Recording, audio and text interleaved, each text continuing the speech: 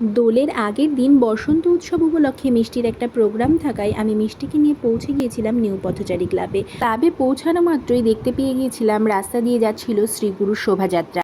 এরপর একে একে আমাদের গ্রুপের সবাই চলে আসে আর মিষ্টি এই ফাঁকে আত্মীর সাথে ফটো তুলতে ব্যস্ত হয়ে যায়। আর দেখো এই ছোট্ট পুচকি তানভিকে কি সুন্দর লাগছে। প্রোগ্রাম শুরুর সাথে সাথে গান শুনিয়ে আমাদের সবচেয়ে বড় পারফর্মার তার পারফরমেন্স কিন্তু শুরু করে দিয়েছে। আমি তো সেই ঘরের মালিক।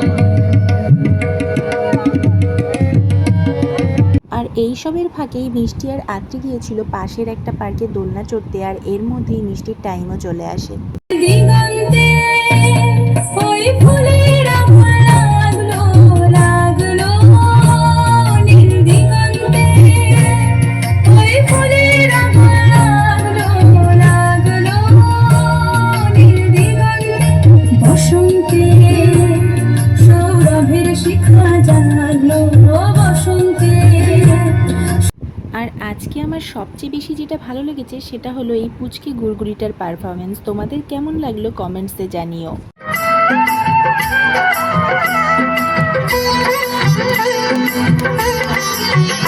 দোলে রায় কিশোরী দোলে রাসবিহারী, ঝুলো দোলায় রাধার বংশীধারী, ঝুলো দোলায় রাধার বংশী।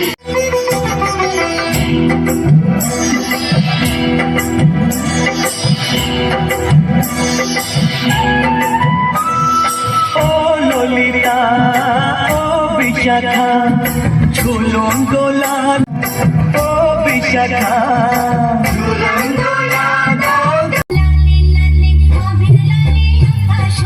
সেকেন্ড পারফরমেন্স কমপ্লিট হওয়ার পর মিষ্টি নিচে নেমে কতক্ষণে রং খেলবে, কাউকে না পেয়ে আত্রি দিদির সাথে একটু রং খেললো আর লাস্টে নিজেই নিজের গালে রং মেখেছে। আর তারপর চলে গিয়েছিলাম একটু তানভিদের বাড়িতে এসে দেখি কি কাণ্ড, কি দিনকাল পড়লো।